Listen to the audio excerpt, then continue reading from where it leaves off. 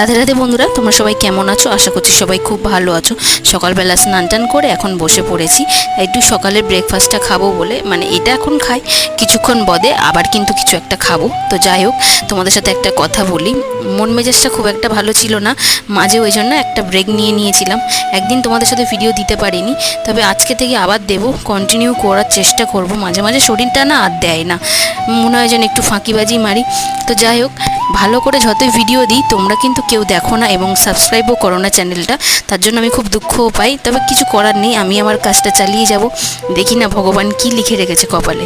সকালবেলা এতই গরম পড়েছিল, পাখার সামনে বসে এখন দেখো খিচুড়িটা আর ওই ডিম সিদ্ধটা খেয়ে নিচ্ছি। এদিকে ভাতও বসিয়ে দিয়েছি, আবার দেখো বরবটি আলুটাও ভাজা বসিয়ে দিয়েছি, ওটা এখন হচ্ছে।